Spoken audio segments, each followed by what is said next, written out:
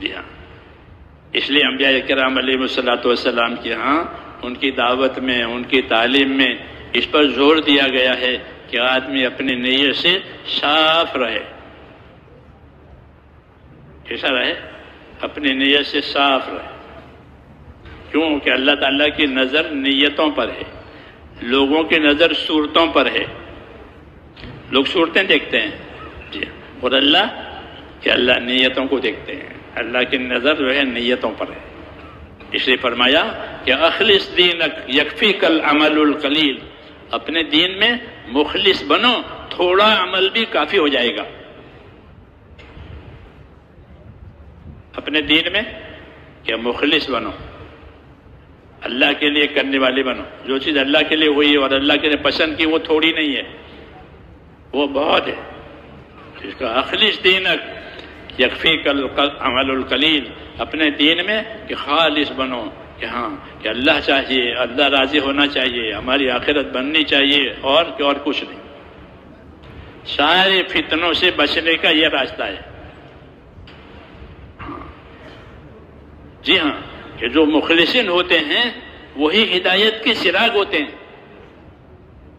حدیثوں میں کہ المخلصون ہم مصابیح الہدی، کہ جو مخلصین ہیں وہ ہدایت کے چراغ ہے، اغراض والے نہیں. اغراض والوں سے رہبری نہیں ملتی، وہ خود پھنسے ہوئے ہیں اپنے اپنے غرضوں میں. ہاں، کبھی کوئی مختلف غرضیں ہوتی ہے، مال کی، مرتبے کی. یہ دو بڑی چیزیں ہیں کہ مال مل جاوے، مرتبہ مل جاوے، بڑائی مل جاوے، مالداری مل جاوے. یہ دو جس کو حضرت ملک و مال کے نام سے فرماتے تھے. اپنی بڑائی کہ نہیں، اپنی بڑائی نہیں ہے.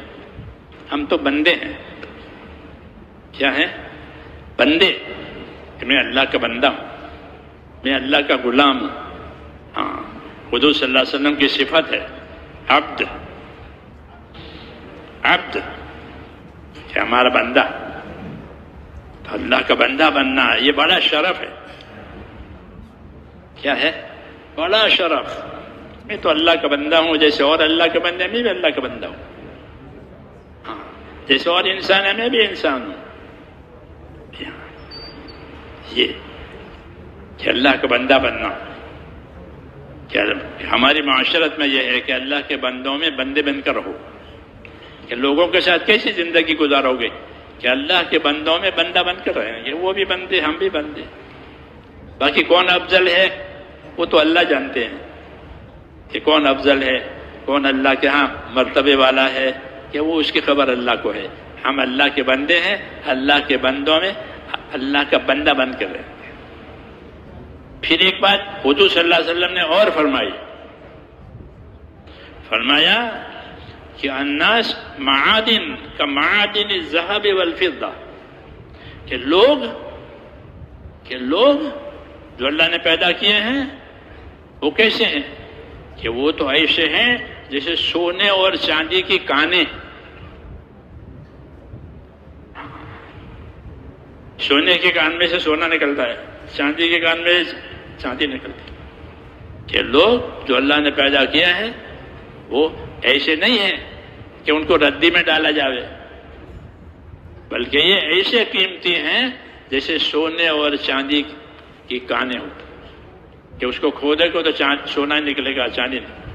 ایسے اللہ تعالیٰ نے بندوں میں صلاحیتیں رکھی ہے. کیا رکھی ہے؟ ہاں، بندوں میں صلاحیتیں رکھی ہے، مردوں میں، عورتوں میں، غریبوں میں، مالداروں میں، کہ ان میں اللہ تعالیٰ نے صلاحیتیں رکھی ہے.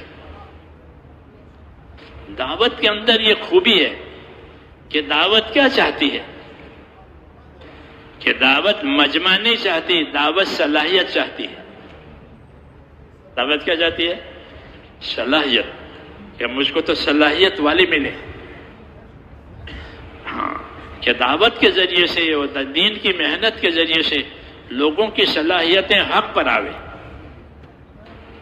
ہاں، کہ لوگ حق کے پابند ہو جائیں، حق کے معاون ہو جائیں، حق کے مددگار ہو جائیں. تو دعوت کیوں؟ کہ لوگوں میں صلاحیتیں ہیں. ایک آدمی میں ایسی صلاحیت ہے جیسے وہ سونے چاندی کی کان ہو. کہ دین کی دعوت کے ذریعے سے ان صلاحیتوں کو حق پر لگانا ہے اور کچھ نہیں کرانا ان سے. نہ اپنا گروپ بنانا ہے، نہ ٹولی بنانی ہے، کچھ نہیں، بلکہ ان کو اللہ کے سامنے جھکانا ہے. ان کی صلاحیت اللہ تعالیٰ کے کام پر لگے اور کچھ نہیں. چاہے وہ دشمنی بھی کرے، لیکن اس سے توقع ہے کہ ایک دن وہ اپنی دشمنی سے باز آئے گا اور اپنی صلاحیت کو اللہ پر لگائے گا. اس لیے نبی نا امید نہیں ہوتے کسی سے. نبی اپنا کام کرتے رہتے ہیں اور چاہتے ہیں کہ لوگوں کی صلاحیتیں حق پر آوے. وہ اپنی صلاحیتوں کو لگاوے، اپنی صلاحیتوں کو برباد نہ کریں. روایتوں میں ہے کہ خالد ابن ولید رضی اللہ تعالیٰ عنہ بڑے آدمی ہیں، بڑے قبیلے کے آدمی ہیں. قبیلہ مخزوم ان کا قبیلہ ہے، وہ طاقتور قبیلہ. یہ سارے طاقت والے ہیں قبیلہ مخزوم کے لوگ. تو حضور صلی اللہ علیہ وسلم چاہتے تھے کہ خالد کی صلاحیت دین پر آ جائے، کیونکہ بہت صلاحیت کا آدمی ہے اور واقعی. لیکن خالد کے سامنے بات روشن نہیں ہوئی تھی، ابھی حجاب تھا جاہلیت کا، اس لیے وہ دشمنی پر تلے ہوئے تھے. وہ دشمنی پر تلے ہوئے تھے. وہ چاہتے تھے کہ کوئی موقع ملے تو اپنا کام کر لے، حضور صلی اللہ علیہ وسلم کو ختم کرے. ایک دفعہ انہوں نے رائے دی تھی کہ موقع ہاتھ سے چلا جاتا ہے، اپنے ساتھیوں سے کہا جب یہ نماز میں مشغول ہو جائیں تب اپنا کام کریں گے، کیونکہ یہ نماز کو کبھی چھوڑتے نہیں ہیں. کہ یہ لوگ نماز کو کبھی چھوڑتے نہیں ہیں، نماز ضرور پڑھیں گے. جب نماز پڑھیں تو کہ نماز پڑھیں تو ہم اپنا کام کریں. ایسی باتیں ان کے دماغ میں آتی تھی دشمنی کی. لیکن حضور صلی اللہ علیہ وسلم تو رحمت بھی ہیں، اور آپ تو مکمل اخلاق آپ کی زندگی میں ہیں. اور اخلاق کا برتاؤ تو بندوں کے ساتھ ہی ہے. عبادت اللہ کے ساتھ، اخلاق بندوں کے ساتھ. عبادت کس کے ساتھ؟ اللہ کا. عبادت کسی کی نہیں کی جائے گی، اللہ کی جائے گی. اور اخلاق کس کے ساتھ؟ کہ اخلاق بندوں کے ساتھ. یعنی اپنی ذات سے ان کی خیر خواہی، اپنی ذات سے ان کو فائدہ پہنچانا، چاہے وہ دشمنی ہو کہ اس کو ابھی ایک حجاب ہے اس لیے وہ دشمنی پر ہے. کیونکہ جاہل اندھا ہوتا ہے، جاہل اندھا ہے، اس کو حقیقت ابھی نظر نہیں آئی. لیکن رسول صلی اللہ علیہ وسلم کو آپ یہ چاہتے تھے کہ ان کی صلاحیتیں اللہ تعالیٰ پر لگ جاؤ. تو فرماتے تھے کہ بڑی صلاحیت کا آدمی ہے، اگر یہ ہمارا کام کرے تو ہم تو اس کی قدر کریں اور ہم تو اس کو آگے رکھیں. ایک موقع پر حضور صلی اللہ علیہ وسلم نے ان کے بارے میں یہ فرمایا، جبکہ وہ حضور صلی اللہ علیہ وسلم سے دور چلے گئے تھے. حدیبیہ کے موقع پر حضور صلی اللہ علیہ وسلم مکے میں اپنا عمرہ قضا کرنے کے لیے داخل ہوئے. یہ وہاں سے چلے گئے اپنی دشمنی کی وجہ سے، چونکہ معاہدہ ہو گیا تھا اس لیے مکہ خالی کر دیا اور نکل گئے کہ ان کی حاضری میں ان کے پاس بھی نہیں رہنا ہے. ایسے تو حضور صلی اللہ علیہ وسلم نے ان کے بھائی سے پوچھا. ان کے بھائی مخلص تھے، ولید ابن ولید اور خالد ابن ولید، یہ دو بھائی. تو وہ بھائی مخلص تھے، آپ کے ساتھ تھے. پوچھا بھائی کہاں؟ اس کو اخلاق کہتے ہیں کہ اپنے جو آدمی دشمنی پر ہے اس کی خبر وہ کہاں ہے. تو انہوں نے ادب سے جواب دیا. ان کو معلوم تھا کہ آپ کی وجہ سے وہ چلا گیا ہے. یہ نہیں کہ بڑوں کے سامنے ایسی بات نہیں کہی جاتی کہ آپ کی وجہ سے وہ چلا گیا ہے. تو ادب سے جواب دیا کہ یاتی بہ اللہ، یاتی بہ اللہ، یا رسول اللہ، اللہ اس کو لائے گا، یعنی یہاں ہے نہیں، اللہ اس کو لائے گا.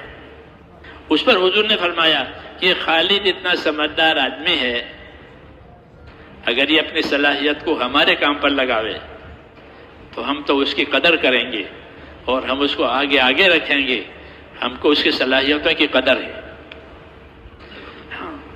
مخالف کو موافق بنانا یہ اسلوب ہوتے ہیں، اسلوب، اس کو اسلوب کہتے ہیں.